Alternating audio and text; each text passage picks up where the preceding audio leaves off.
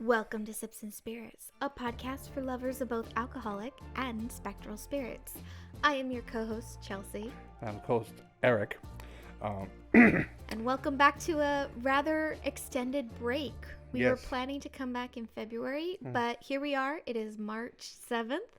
So we are back, and we're going to kind of be continuously dropping episodes until the end of the year, pretty much. hopefully. Yeah, that's the game plan. The game plan anyways. is hopefully everything gets played out correctly and we're smooth transition and there's no problems. So thank you guys for your patience in our extended hiatus. Yeah. We really just needed the time to recenter ourselves and just get some other unfinished business taken care of Yes. so we can move on into the further adventures of the afterlife. Afterlife. Where are we going? Okay. Before we get started and the more of this banter between us, a little disclaimer. Facts and stories are presented from various sources, and we make no claims that these tales are true. We just want them to be spooky and interesting. Mm-hmm. Cocktails and spirits are tasted for the first time during episode recordings, unless noted otherwise. In this case, this is the first time we're trying this spirit, i.e., it's actually a wine.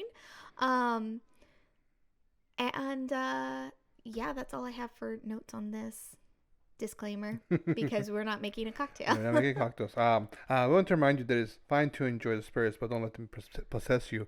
We may be a drinking podcast, but we strongly encourage you to drink responsibly. As much as we enjoying our cocktails or whatever spirits we try, it is never any pressure to consume them.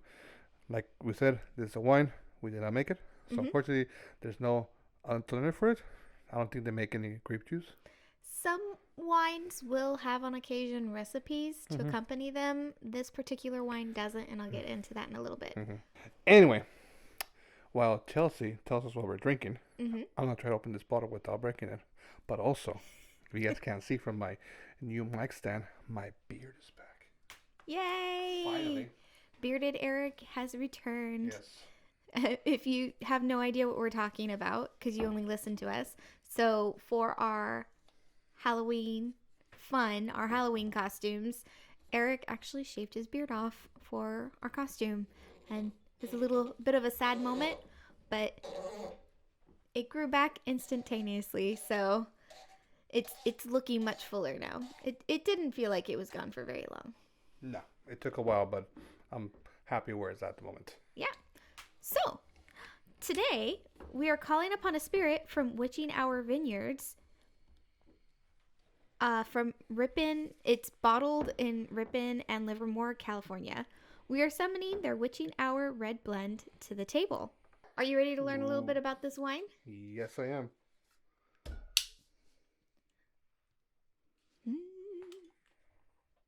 So we always do a cork test whenever we open bottles of wine. Witching Hour did not have anything fancy on their cork. Oh, they even corked us. I like smelling the cork. No, I meant like we look and see did they extend their branding into what's inside the bottle, and sadly not this time, but that's okay. The story of this wine is a little bit more intriguing than the bottle itself, even though the name already is quite bewitching. So, according to Wikipedia, and I apologize if I'm stealing any of your notes, love, but in folklore, the witching hour, or devil's hour, is a time of night that is associated with supernatural events where witches, demons, or ghosts are said to be at their most powerful. Definitions, however, do vary about the exact hour that this happens. It varies from happening immediately after midnight or the time between 3 and 4 a.m., which, fun little tidbit, this is the main reason why our episodes come out at 3 a.m. every other Thursday. Because it's the witching hour. 3 a.m. Pacific time. So here's a question on that. Yeah. Do witching hours take into consideration time zones? So like being 3 a.m. Pacific time is It would like be like 6 a.m. on the East Coast. East Coast. Does that mean that's the witching hour for them? No, I think in that vicinity. So it's like wherever it is, the like 12 a.m. or 3 a.m. That's the witching hour Yeah. kind of thing. Yes. So it's like That's how I would. Santa Claus. Or like he travels between like midnight everywhere. Sure. But, most paranormal entities are not like spatial jumping. Spatial They're jumping. they're usually associated to a particular area or region, right? Yeah. So I feel like time zones wouldn't really apply in this case. Mm-hmm. But maybe we can rock the zone in a later episode for this. Anyway. Murphy's Law is coming up a lot this evening. Oh, okay. I had no idea that was where that's from. Yeah, like lard land. Excuse me, what? Lard land. You're saying words.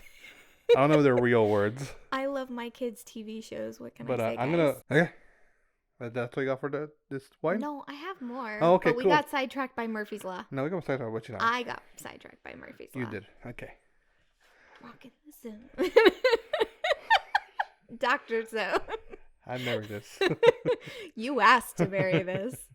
Okay, so our wine is called the Witching Hour, and it is a red blend. And from the bottle, it says, "One can guess, but few know the truth. Some say it is the hour when darkness is most wicked. The devil does his deeds, and black magic bespokes your reason. The potion of Witching Hour will beckon you to indulge." So this is a how would you call it? It's a winery direct type of wine, meaning they don't really have a tasting room, or a vineyard to visit. But it is bottled by Witching Hour Vineyards, which is located in both Livermore and Ripon, which happen to be very close to us. Yeah, I realized it was It's actually pretty closer to where we lived before. Mm-hmm. And it is, as I mentioned, a winery direct selection from Total Wine. So Total Wine has a deal with these vineyards, and so they get to sell the wine exclusively at their store. Cool. Would that mean Mm-hmm. that Total Wines in the region will have it, but if you go like, let's say, down south or like other Total Wines, they might not, because it's Total Wine direct? No, so my understanding is that like Total Wine as a franchise, like McDonald's. Oh, okay, got it. Right? As a franchise, has a deal with these wineries, and that's why they're labeled as winery direct mm-hmm. or spirits direct. Mm-hmm. And so we've only seen those there at Total Wine locations. That makes sense. But you should be able to find it at any location, not just those in California, mm-hmm. or like in our case, Northern California, which is close to this vineyard. So then probably if you're not in our area, you can like have them probably shipped to that Total Wine. Mm-hmm. It should be available. Oh, it should be available. Yeah. Oh, neat. Yeah. Neat. So on that note, though, they do have 4 different varietals of Witching Hour that you can purchase. Have we seen them? So there's the red blend, sweet red blend, which I feel like is the first one we saw when we originally put this on our list. They have a Cabernet Sauvignon and a Chardonnay. And all of these bottles range from $10 to $11. So it's a very affordable wine. We're going to find out flavor-wise how it compares. We didn't buy all of them. No, we only have the red blend today. Mm-hmm. I just realized, and once we get to these cups, I poured half the bottle. These are big cups. They are. I didn't realize how much I poured. We're getting crunked up tonight. Woo! Okay, so the red blend, which we're drinking, is said to be inky, potent, and a lusty wine that has flavors of dark cherries, blueberries, vanilla, and mocha. It's an elegant, medium-bodied red, great with grilled tenderloin, roast chicken, or even a hearty pasta dish. We don't have any of that in front of us. Nope. I wish we did, because that sounds really good. I know, right? But yeah, it's been on our radar. I love the little blurb on the back of the bottle that always suckers me in. It's what I read. Oh, okay. I was and, like, what? Yeah, what I just read. What she just read. I was like, okay, she read it. But also, like, I did some digging and got all that information about the flavors and the food pairings from Total Wine's YouTube. Oh, interesting. So, if in the very possible case that these winery or spirit direct selections don't have a tasting room, which is very likely, or some sort of informative website, there's a very high chance that Total Wine has done their own feature because they are trying to push their direct selection. So if you guys are ever interested in those, that's a great starting point for looking and searching. Okay. And that's about it I've got for this wine. Okay. Yeah, so we ready to try it? I'm waiting for you. Cheers. Cheers.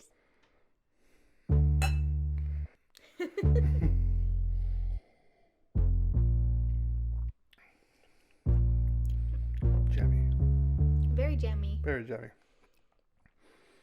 Oh, some cheese. Some Marigold. Yeah.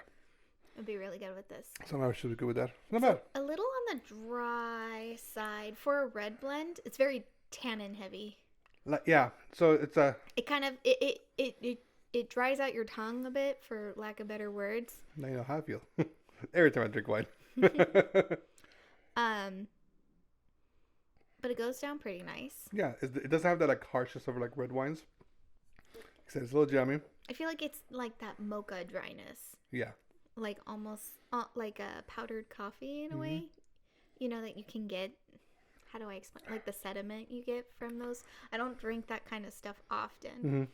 And it's probably because I can pick out that texture. Not bad though. It's like it's a chill wine. Like not like calming, but it's like cooling in a way for a red wine. I kind of get the dark cherry. I don't get the blueberry though. Blueberry. Maybe like underripe blueberry. That I don't quite get it. No, I don't know. But that would be actually fun. Make some sort of blueberry cocktail with this wine. They're fun. Like a blueberry simple syrup. Yep. I like some of that. I don't know how shaken wine will taste though. What wine? It's so aromatic. Shaken wine. I mean, you can stir it. Yeah. Stirred cocktails are a thing. It doesn't all have to be shaken. But they don't Mr. get Aggressive. Yeah. Neat. And maybe the vanilla. Yeah, it's not bad. Not bad. This, I definitely would say I'd serve this with something to enjoy. Yeah. I wouldn't just like have it out for people to drink. It's like an appetizer wine kind of thing. Like you show up at a party, you get a glass, you get a plate of cheese and meat. So they're Yeah, like you should be enjoying food with this for sure. Hearty pasta. Like I'm thinking like your Alfredo sauce because it's a little drier inside. With this would be fantastic. You are obsessed with that Alfredo sauce. Oh, I'm sorry. You make good food. Jesus Christ. You know what? I'm going to start liking your food from now on. I'm glad you like it. It's just funny because it's like you want me to put it on everything. And I'm like not a big Alfredo sauce fan. I'm sorry you make good food. That's not what I'm saying. You're missing the point. No, I'm not. I hate when you do that. You're just... Anyway. What? Nope. Not gonna do it. Oh, we're not doing counseling here in our podcast. But yeah, anyways, because there's no cocktail, there's no recipe to share. But definitely, I would say, would you say this is worth trying out? Yeah, no, for sure. Like I said, it's definitely a beginner's wine. If you are... I was gonna ask. That was gonna be my question. Do you think this is a wine that people who don't often drink wine should enjoy, or do you think it's more for people who at least have a moderate knowledge of wine drinking? So, if you are a veteran wine drinker and you have your styles of wine that you like, unless this is your style, you there's a high chance, my personally, just from the experienced wine drinkers that I know, which is not a good choice of all, this might not be a good wine for you. But if you are a veteran wine drinker and you're having a event with people who come over who might not be wine drinkers, but you want to serve wine, this will be a good one for them to like deem it up for your party. And then it'll be a good one for people to start off with, or people who are just beginning to do a wine experience kind of thing. Even if they don't drink at all wine, or is this their first wine to drink, or they're like starting off their palates. Right. For sure, this is a great start. Like I said, it's cheap. It's available.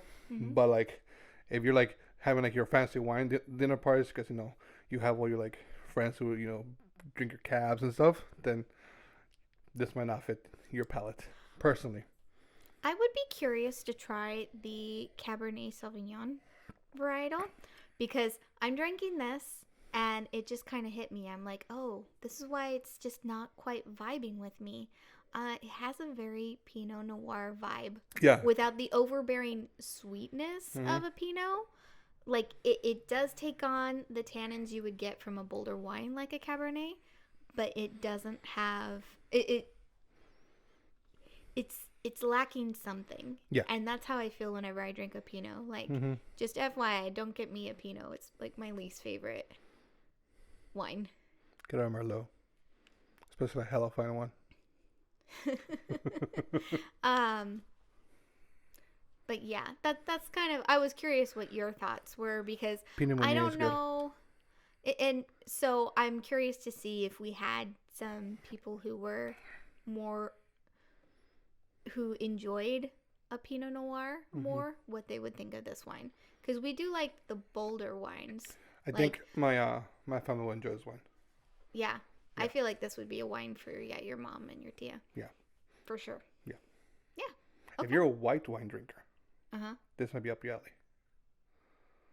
Because Mm, it's like I said, it's less common, it's less aggressive than a regular red wine. I think. I don't know because you've got that tannin It's only a little bit though. taste. I don't think it's a little bit. It feels like in my mouth I'm drinking a Pinot or a Cabernet Sauvignon, but the flavor makes me think of a Pinot Noir. Oh. And I think most white wine drinkers Mm-hmm. they don't like that tannin flavor. So I'm willing to try the other varietals Of for course. sure. I don't know if I'd come back for this, but this would be perfect to have just as a visually wise, and you want to put minimal effort into your like witchy themed Halloween party. You've got the witching hour already. It definitely draws intrigue. Although this will taste with some dry ice. Don't do that. Don't do that. Don't carbonate your wine. That's a bad idea. But what you All do right.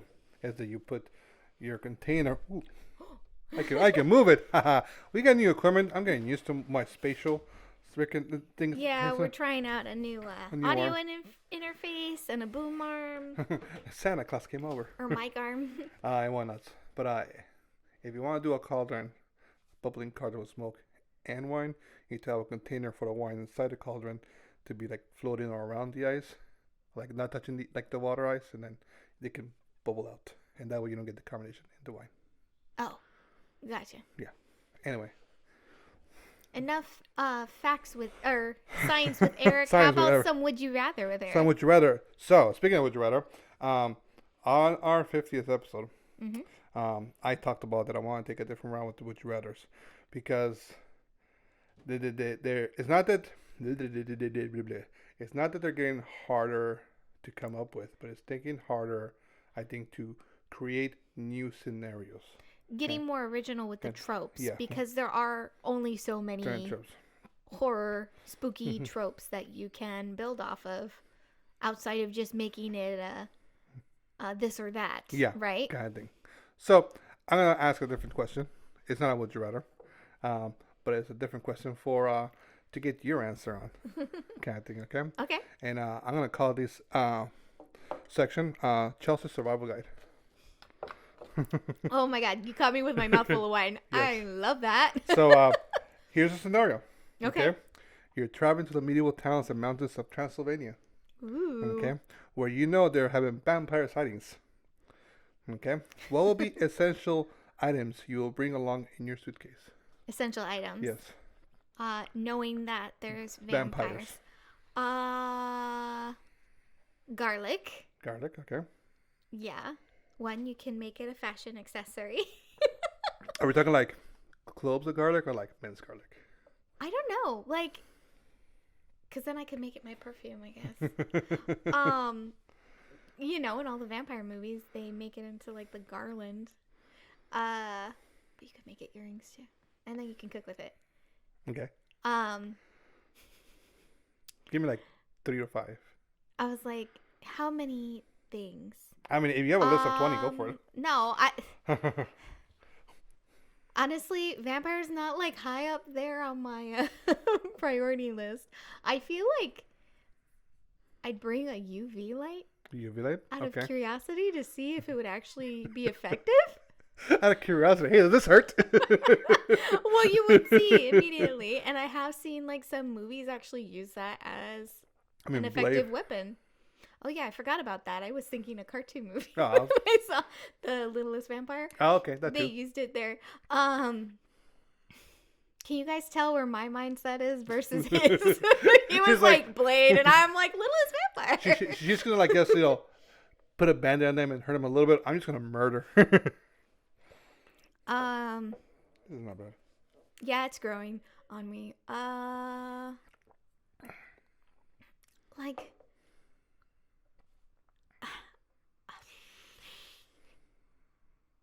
everything else seems like so annoying. Annoying. Dude, like, Well, like walking around with stakes where it's like, oh, you could just stakes. find an efficient. What are you, Goofy? Like an efficient pointy stick would be the same. I've seen in movies where they melt crosses, so that seems like a moot point. Okay. Holy water, it's like you have to go through the whole hassle of getting water blessed. I just go to the church and steal some. That seems a bit Sacrilegious. backwards. I feel like the blessing wouldn't carry over if it's stolen holy water. This is just my own thinking. Does sacramental wine count? That seems like, look, we almost got like a charcuterie platter going here. We got steaks, garlic. What did you just? Sacramental wine. Yeah. Like, Actually, the wafers. mm-hmm. I saw that in a movie once. They put it in a vampire's mouth and it burned it because it's got the sign of the cross and it's blessed. Okay then. Look at that. It's not Chelsea Survival Guide. It's Chelsea Supernatural Picnic. Pack a picnic basket. That's what you call it. What'd you put in your picnic basket to go out and about? Here's a question about the garlic. Yeah. Okay. My nose might be broken, but cloves of garlic don't really smell like garlic to me. They just have no scent. If you put it like to your face, Like put it to your face, that's kind of thing, I guess. So you put it into your face, it smells like something. I would actually. I have always. I feel like I knew once, but now I'm not even sure. I'm doubting my supposed knowledge I maybe had. Mm-hmm. Like I feel like I knew why garlic is supposed to be effective against vampires, Mm-hmm. but now I'm like, well, I would like to find out Why? why garlic. Right? There has to be some sort of reason. Although I believe garlic in general is just supposed to be good at warding off evil. So if you like hang it in your doorway or your entryways, it's supposed to ward off evil. So like Italian places always have like garlic hanging. Mm-hmm. Okay. It's like either it's supposed to welcome good spirits or ward off bad ones, something like that. What were we watching? It's like the evil eye in Greece. What were we watching? Mm-hmm. And then somebody said, "Well, you put a stick to their heart," and they're like, "You put a stick to anybody's heart and you kill it." Mm-hmm. I think it was somebody who tried. It was Renfield. Oh, okay. Yes. Wasn't it? Yes, Redfield. There we go. They're trying to be like, "Well, he's a vampire." Like, well, how do you know? Yeah, I think there we go. Yeah. Anyway. Cool. Yeah. The thing is, with most supernatural creatures who have some sort of weakness, you don't need like a whole toolkit because half of it is just making sure you hit the mark. Remember, vampires. Yes. More new one. Yeah, so like garlic seems like my best defense in that case because if I smell repulsive, they don't even want to mess with me, right? If that's how that works. Well, if they Because have... now I'm like, do I need to research this and make sure I'm okay against vampires? Well, I mean, if some of them have guacamole and garlic, I guess get the runs. But, yeah. Then again, it's like, in our relationship, when we compare ourselves to supernatural beings, I think I definitely tend to err more on vampire type characteristics. She's so dainty. That's why. You're like the werewolf. Well, I love being up at night. So werewolves. Yeah. Well, they usually come out in the full moon, though. Yes. So up at night, like once a month. Yeah. I don't like the sun. I'm repulsed by the sun. Okay, well, werewolves like werewolves hang out all the time, all day. Yeah. So that's what I mean when I say like. So it's in my head. It's always like we're the werewolf. She likes and the a nice vampire. secluded castle up in the mountains by herself. Yeah, but I'll settle for the cabin with my werewolf love, so he can get his romps around the forest. But yeah. Interesting. So I guess I don't really think much about defending against vampires. They'll be like, yeah, she's one of us. Look at her, she's so white. Yeah, there's that too. She's so white, she's up all night. She's like the sun. She must be one of us. She's one of the primas. I like vine, which is like the blood of the earth. I know, right? See, if you let me think about it, I can start to come up with more. Yeah. But yeah. Okay. What would be in your survival kit? Or is it only going to just be mine? We're going to start building. We should like have like a little graphic armory. Building the survival guide. We're going to compare yours to the Belmonts. The Belmonts? Yes. Oh. See the Belmonts. What would I have in my... I keep thinking about Underworld. No. I've been really wanting to rewatch. I'm kind of curious, but all like, of it. also not. I have the first 3 movies. It came in a 3-pack. Yeah. Can't wait for a new Blade to come out. Let me know when you want. Marshall Ali has Blade. We're getting off topic. Anyway, your survival what would guide. I have in my survival guide? Your vampires survival guide. I'm gonna take a page of our Blade. A little bit of everything. A little bit of everything. I believe he has like, for lack of better words, throwing stakes like the made of silver. Mm-hmm. Something like that. Silver weapons would be my first choice. It's hard to carry a sword around when you're traveling, so I won't do a sword, but I can do a knife. Kind of thing. What? A super circle with garlic juice. Mostly just like something to stab him with. That's maybe my choice, kind of thing. Okay. Like, don't be weird, like trying to think of garlic, kind of thing. Like, He's talking about me. No, not just you in general. Just the idea, like, hey, I'm gonna go to Transylvania, and there's possible vampires there. I'm leaving from LA. I have garlic in my suitcase. They scan your suitcase. Why do you have garlic there? Well, like one of the things I love in Underworld specifically, right? Because the vampires and the werewolves are battling against each other, and The UV light minimal is like a really spoilers. smart idea. They have like the werewolves. So the vampires had like silver bullets, but like liquid silver bullets that would in their body when it hit the werewolf. So the werewolves took that bullet and made them like UV, like almost like glow stick bullets. What about garlic pills? Would those work? And they had like garlic bullets. I feel like that was that Underworld or was that Blade? Because there's a lot of technology they both use and they kind of cross over. The UV bullet was Blade. It's a similar vibe. I swear they had it in. Well, probably I don't remember. In Underworld too. I don't remember. Blade is older, so. I don't remember when in Underworld had werewolves with guns. But when you think about the two, they actually have a lot of similarities in like the fashion sense and the weaponry adaptations. It's like that early 2000s kind of vibe of movies. Although I think Blade was in the 90s. Yeah. Cool.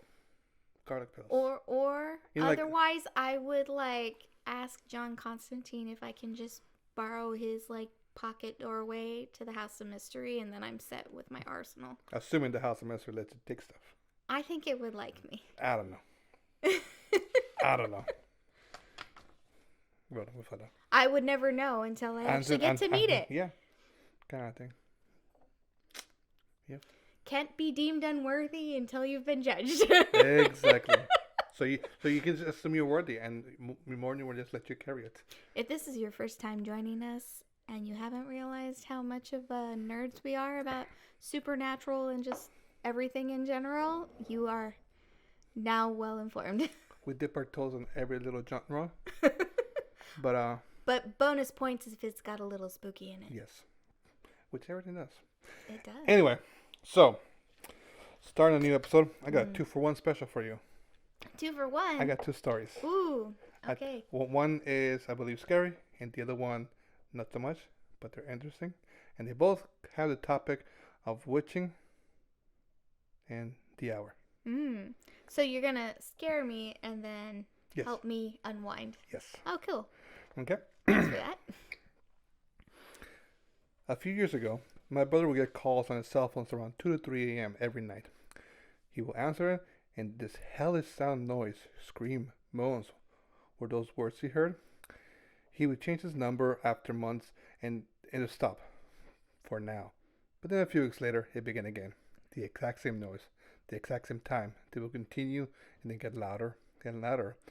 What seemed like words started to sound more clearer. Get out. Finally, one day, he decided to dial back the call. It was an old man who had no clue what he was talking about. Still, the calls persisted. If he didn't answer, it would ring all night. No messages were ever left. He decided he had enough. He ended his contract with his phone company, switched to a new one, and then got a new number. But this did not stop the calls. The screaming static calls continued after a short delay. Angrier, louder. But this time, he was terrified every night. What was it? Who was calling?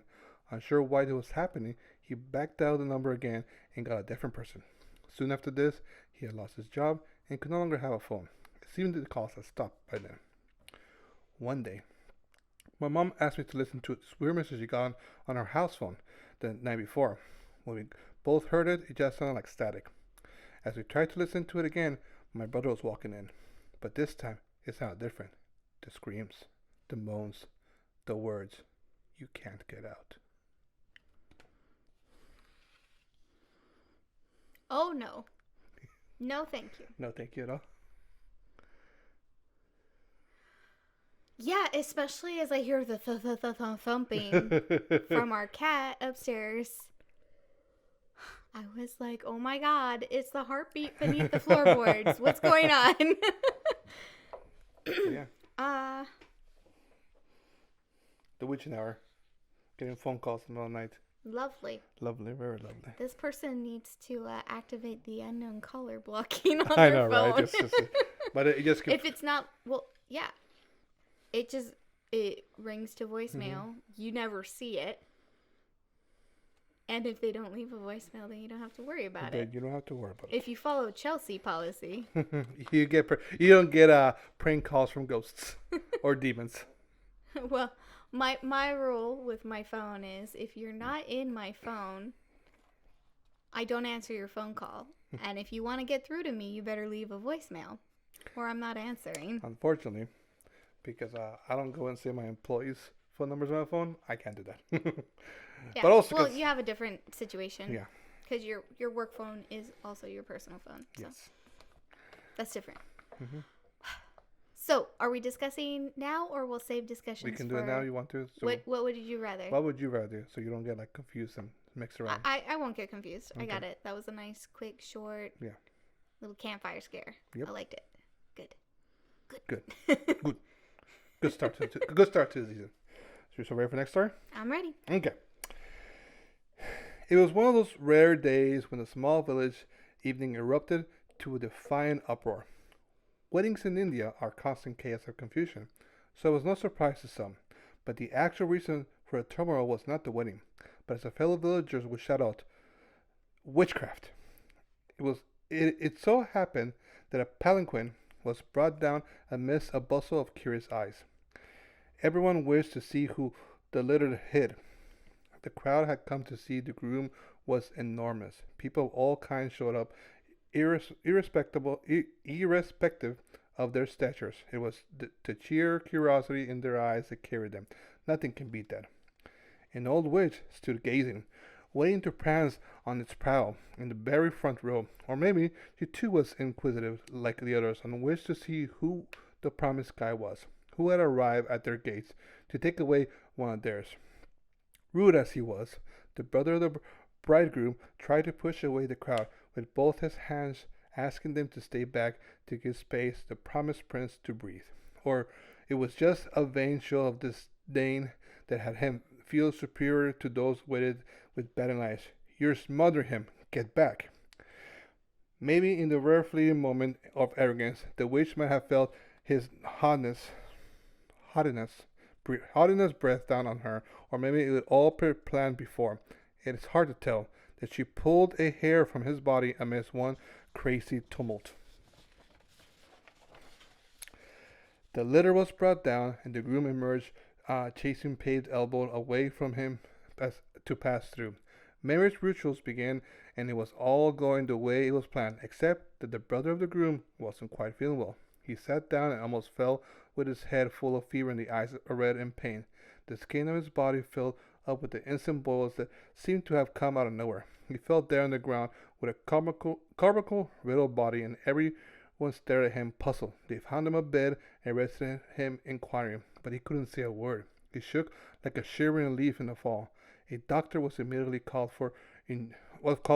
Injections stared at him with naked eyes, but still everything went in vain. Then somebody wiser than the poor village dog looked at him and asserted it was a clear case of witchcraft. As soon as he mentioned that, hushed voices began heaving up. They claimed that they had seen the old witch lady when the palanquin was brought in. Maybe it was her doing. Someone said, "Piss off, she was just old lady." Others joined in filling the air with unleashed credence. Then somebody suggested if it was witchcraft, the only way it can be dealt with is calling the village shaman. The family of a poor lad agreed, and the witch doctor was summoned. When the shrunken shaman arrived, he went into trance first, then offered a sick man something in a wrapped leaf. Some voodoo rituals followed, to which some coughed nonsense, while the majority of the multitude stared in rapt attention with their jaws wide open. When he was done, the brother of the groom seemed to feel better. He was like magic. He was talking now. His blisters and his body had abated quickly. His redness eyes sparkled like diamonds. Within hours he became healthy like a horse. The witch doctor had worked like an antidote on him. Reaping a lot of gratitude and hushed bundle of cash, the shaman returned to his old hut. It was an old, unfrequented, dilapidated thing in the outskirts of the village. No soul stirred as he rapped on the door. His wife, the old lady from the crowd, the witch, opened the door. "It's done," said the witch doctor, looking at her, smiling in news. Nobody knew the witch had actually married her profession. The opera was getting by just fine lately. The witch doctor turned around to ensure he wasn't followed, and they closed the door behind him. You know what this makes me think of? What? Mad Max and his wife in not Mad Max. That's a movie. The Marvelous Max from Princess Bride. I'm not a witch, I'm your wife. Like, because he's supposed to be like the greatest like wizard, and she's supposedly been accused of witchcraft, or her husband thinks she's a witch, which is ironic. Most wives are. So you said this took place in India? Yeah. Interesting. This is gonna sound so narrow-minded of me, but it never really crossed my mind that there would be witches in India. If you have shamans, you have witches. I just feel like they have more of like a blanket term of someone who deals with the mystic arts. And it applies to man or woman.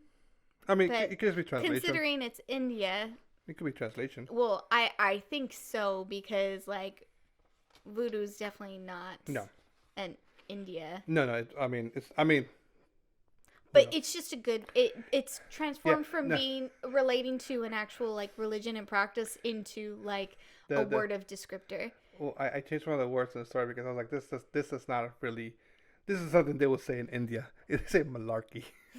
I was like, when they said nonsense, it was like malarkey. I'm like, no, that's not what they say there. Malarkey? Yeah. I'm trying to think. I have one of our teachers in my head saying that. And really? I'm like, yeah, I don't know. I don't see her saying that. So, okay. But yeah. Interesting. I love that twist. Yeah, it was very. It's like, oh, stick it to the man. and then just kidding. Mm-hmm. They're working together. Yeah.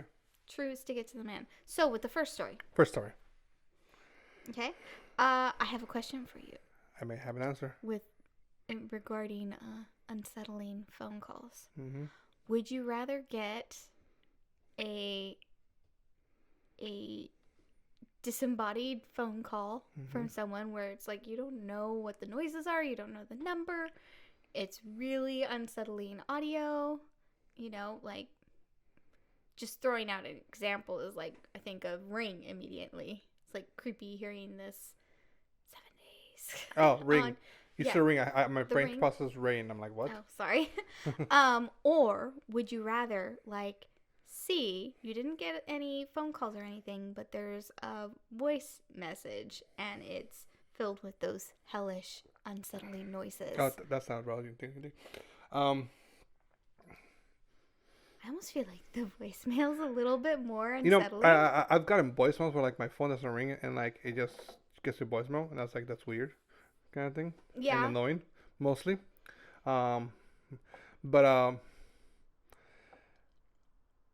Getting some voicemails from my staff members sounds like unsettling noises. Just because English is not their first language and kind of thing, so it's like trying to like figure like, what are they saying? Did you say murder? No, they didn't say that. Well, I'm thinking about in the example of the story, yeah. Right? Like you can't quite make out what it is, but it doesn't sound friendly. Can you hear me now? Or I even think, in like the I'm gonna answer your question in a second, but I'm gonna add one for you. Answer my question with a question? No, I'm gonna answer your question, but I'm gonna ask a question before I answer your question. Okay. Would you rather get that, or would you rather get a call from somebody who has passed away before they called? And I'm gonna answer a question. Wait.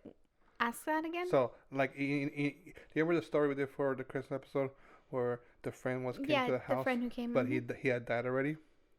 So, there's other stories that I've seen around, and I think we've heard some where somebody gets a call and they have a conversation with somebody, and then they try calling them back, somebody else answers the phone, like, he died, like last night or last week, kind of thing. Which one gives you more like a... So, for me, the messages, not a big deal, because I get messages in foreign languages all the time, noises coming there, answering it, and then getting those things might be like an eerie like situation, but if you give me a call and I give you like 5 seconds to say something, if you don't say anything, I just hang up. Right. God, so it's like, now, if I just had a regular dial tone, like back in the day when I was like trying to figure out like people who they were, back before people could like record your voice and use it against you, I think the phone call would have been more unsettling than the messages. The messages, I just think like the connection was bad or something. I don't know. I feel like there's a difference between, so you can clearly tell which side I'm leaning on. Getting this unsettling message, I think there's a difference between like a message that has poor connection and a message that sounds otherworldly. No, I 100% agree. But for most people, and I guess myself, when I get a message, it's just like jargon, like ooh, I don't know. I don't have that problem. Meanwhile, when I'm talking on the phone, I have a really hard time with it because I don't know, my phone has terrible connection, but voicemails come through real clear for me. Clear. Oh, hair cooler. Clear. Anyway. Yeah. And with the one of like getting a call or a voicemail from someone who had passed, I think that's just nice. It's nice, but then you find out that you were talking to like a dead person. That doesn't like freak me out. No? No. Oh, okay. Because it makes me feel honored that I was someone they wanted to reach out to. Okay. In that last moment. If you had like, you get one phone call before you have to move on and they chose to use that on me, I'd be very honored. Or just a complete other stranger. You have no idea who they are, but like they get one call. If it gave someone some peace before moving on, I'm happy to be that person for them. I'm thinking of the call that a mixed nuts the ladies get. Can I talk to a lady? Ooh, Catherine. But yeah. No, I like that one. It was nice and short, and it had a little spooky aspect to it. Like, like getting phone calls, like on someone that you call back. It's like, who are you? It was a healthy dose of horror-comedy. Yeah, kind of thing. We don't often get that here. Kind of thing and whatnot. So. Yeah. Cool. Nice stories. Fun times. I had to look up what the word palanquin was. It's like the thing they carry people in. Yeah, the two-person rickshaw. Yeah. Pretty much. I know it was. And they also call them litters. A wheelless. Yeah. I did not know that. I was like, when I was reading this, I'm like... I mean, you watched Bluey, right? The Queen and the shoes. She got out of her litter to explore her kingdom. Yeah, I don't listen to like all the words people say. Sir, I don't know what to tell you. Anyways. Okay. Fun stories. You expanded your vocabulary. And here we are. Now. Time for last call. Last call. Right? Are we anything else we gotta do? No. No? Okay. Any other final reflections before we move on? Nope. I gotta figure out my spacing here. It's new tools. Hopefully the interface. I love it. We're not running on a battery anymore. Yay. So we don't have to worry about audio cutting out. Now we just have to worry about the battery life on the camera. Yep. Which is usually not a problem. No. Oh, except for our really long episodes. Yeah, but then that's to be expected. Mm-hmm. So if you're new here, when we have our spirits episodes, we like to answer some questions from the beyond, and we reach out to our audience and ask them to send us. This wine's getting to me, guys. The witching hour is upon us. We ask you, our listeners, to send us any questions you may be dying to know, whether you wish to know how we made the blueberry simple syrup for the Calapaluit, or how many children we have and their ages. We answer those questions and so many more. I'm throwing out the most random questions I can think of, and I realize they're not that random, but if you wanted to get to know us a little bit better and know some really stand-up questions that Chelsea is not great with coming up with on the spot, I highly recommend you check out our friend's podcast called Buy Pumpkins Light. In January, we got to kick off as their first episode of the year. And it is a podcast run by our friends Mike and Miranda, and they do a bang-up job of interviewing people. They really ask wonderful questions, and they target people who are in the Halloween, horror, spooky space, and they have all kinds of people. But we were on there, and it was very exciting to kind of toast in the new year with them. And yeah, it was even fun, even though we were part of the episode. We did the recording with them. It was really fun to listen back on it when it came live. I was like, oh, I forgot we even talked about that. Yes. And yeah, you get to listen to me relive some trauma and learn about. If you ever meet us in public and you talk about episodes, we talk a lot of stuff, so we bring something up and we don't remember on the spot. I apologize. Kind of thing. If you're referring to what we talked in the recording, it's like, oh, we forgot we talked about that kind of thing. Like, we recorded that with them, and we don't always remember who we shared with what, or what we shared with who. Yeah, there we go. Kind of thing. And it was very fun. It's great questions, very fun, experience to do that. You get to know some things that we've talked about here before, and some new things that they ask, and we haven't thought about sharing. Yeah. Kind of thing. So, like we said, they're very good question askers, and they asked some good ones that definitely stumped us a bit, or got me way too excited and over chatty. Have you ever had a spreadsheet experience? No, I haven't. Oh wait, here it is. Therapy session with Chelsea. But yeah, and by the time this episode comes out, they've got to have like 3 other episodes, and their backlog is very entertaining to listen to. They've done people like Lovecraft and our other mutual friend, School's Night In. they've done quite a And variety of people. yeah, a bunch of people all over the spectrum, even like one of my mutual friends, Patrick Keller, who runs the Big Seance podcast.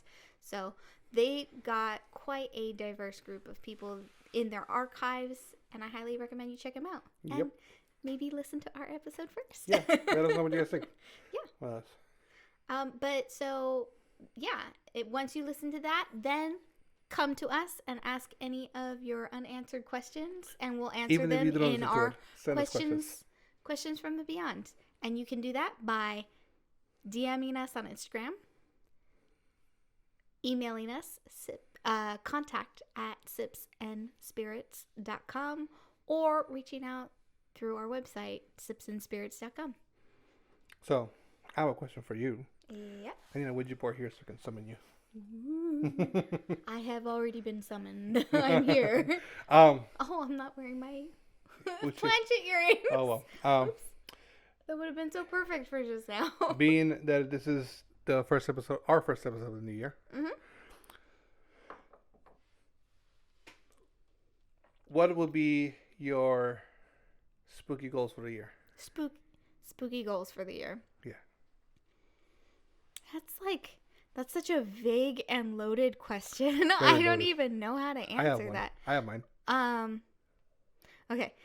My spooky goal, hopefully by the time this episode comes out, is resolved. I would love to spend our 10-year anniversary at Winchester. Yay. That's the goal. We'll see. We'll fill you guys in our next The next couple episodes. our next questions from beyond. If inquiring minds want to know, Yes. you can ask us. Did that happen? Mm-hmm. Spooky goals.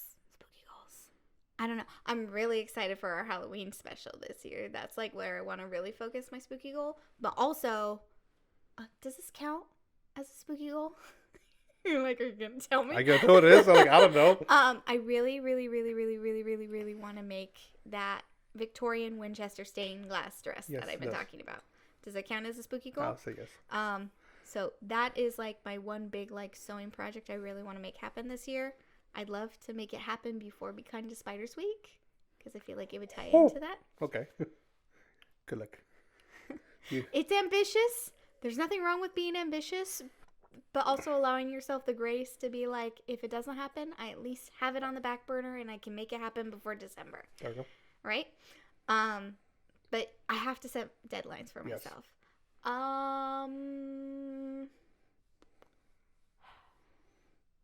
You know what? Because we're not really doing a lot of traveling this year. Mm-hmm.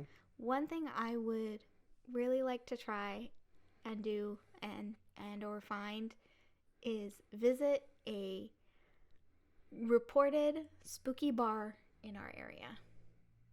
Somewhere in the Bay Area. Okay. I think that would be fun to accomplish this year. Find one for I you. think we could afford that. Okay, let's find one. I'll find one for you. But other than that, just hammering out these Sips and Spirits episodes because I love it. It's my favorite way to get spooky. Mine are so much easier to accomplish. Oh, apparently I sent a very high bar. She's up here. My spooky goals are to, number one, summon a demon and play tug of war with them. Not really. But number two is I want to find a scary movie like, I blinked the name. Dang it. I'm sorry. You should have written it down. Well, no, I had this The Empty question. Man? No, I don't remember that movie because I fell asleep. Talk to me. Stop. I'm just gonna start. Just drawing. stop. Okay. Stop. I think it was like the chant or the one where they had like the chant every like incantation. A scary one with like incantation that got me like, whoo. I think that would be our top like scary movie of 2023. Yeah. So like a movie that got me like the chills to me, like, you know, down my spine kind of thing, and like, and thinking back of it makes me like that kind of thing. I want to find a scary movie like that again because I haven't been satisfied with the ones we've been watching at the late of the year. The horror movie output has been a bit on the disappointing side. We have not watched Talk to Me yet. No, but it's on our list to watch. It is on our list, and the only reason we haven't watched it yet is just it's not on any streaming services, and for free. we don't want to invest money in it if we can't be 100% sold, and we don't go to the movies without our kids. So and also because just trying to like try to rent it and figure out time to watch it with the kids or without the kids. Gives like little, like, Yeah, limitations. it's easier when it's like available for free on streaming. Yeah. And then we can kind of like, we need to watch it, kind of thing. That's where a lot of our movie discoveries end up happening. Yeah. I can't remember. Was Empty Man a watch from? No, it wasn't. It was from last year. It was like 3 years ago. Because we were still in Manteca. Yeah. It's from last year. Yeah. 2022. Yeah. But yeah, that's I want a scary movie that gets me going. Ooh. Incantation definitely did that for us. I'm gonna get scared again. Yeah. Or have a nightmare. That'd be cool too. Like, we've watched all the new James Wan stuff. I'm sorry, James Wan, you're slipping a little. Who's James Wan? Anyway. The Nun. Oh, yeah. Insidious. Yeah. Those newer ones just not hitting home. It wasn't hitting what we were locking. It's not that Yeah. they're bad movies. It just wasn't what we wanted to watch. Anyway. Yeah. Yes. But just also, if you are going to throw recommendations, just a reminder, we don't do true crime. We don't do serial killers. If it's real life people, it's got to be very, very intriguing, very interesting. And I mean, like, totally not expected. She figures it out like 2 seconds into it. It's really. What was that movie? It's really annoying. Yeah. So you have to treat it as like a good unsolved murder mystery. If I figure it out and I find out, the movie's automatically disqualified as interesting. Yeah. To me. Sorry, guys. Yeah. Like. Real people are boring. They're not scary. No. We just know real people are terrible. I don't need the reminder. Anyway. Yeah. We won't get into that conversation right now. Not right anyway, now. So. Very close tab? Yeah. Yeah. Okay. Well, no, we need to give our thanks. Oh, that's what I'm doing. Oh. I guess. Thanks for sipping along with us. We want to keep those spirits flowing, so please be sure to show your support by reviewing and subscribing to our podcast. If you enjoy the show, be sure to share it with others. Yeah. We talk about a lot of random things here. We talk about random things today. Random things. So we have episodes with some information, and then we go off topics, especially with the little questions we have up here and there. Those are always fun. If you like Chelsea Survival Guide, I can do more. I liked it. If you don't, then I got to figure some nails out. But she likes it, so that's all that counts. Let's do it again. Supernatural Picnic Part 2. All right. Okay. We should call it, what's it going to be in Chelsea's Supernatural Charcuterie? Okay. You can find us on all podcast hosts or YouTube. We do have a visual format if you like to have that accompaniment to listening to our lovely voices. See that beer how it comes in. You can see our new arm and see what you guys think. Yeah, see our new setup that will slowly be transforming over these next few episodes. You can see how Chelsea tries to team her outfits to the episodes and I just put whatever I have on. We also have a website, as I mentioned earlier, sipsandspirits.com. Not N as in the letter. We also like to hang out on Instagram and TikTok. We do have a Facebook and X as well. But we are kind of lazy with our social media updates. Yeah. And if you don't feel like social media like us, we do have our emails newsletter, which you can join via sipsandspirits.com/happy hour. It is definitely the best way to keep in touch with us. We send it every Thursday that an episode does not drop. So be sure to sign up for that to keep up to date with the latest and greatest from us here at Sips and Spirits. And we have some fun things coming, so we're really, really excited. Very excited. If you like the idea of the witching hour, check out one of our earlier episodes, La Mala Hora episode. I think it was with Crystal Head. No. One of the first 10 episodes we did. La Mala Hora? The story was La Mala Hora. That was way back in the beginning. In the 30s or 40s. No. Yeah. It was in the 30s. We'll find out. Check that episode out. I will tag it in YouTube and put it in our show notes. Check it out. It talks about a story about, witching hour. Anyway, with that, let's close our tab and cheers. Cheers.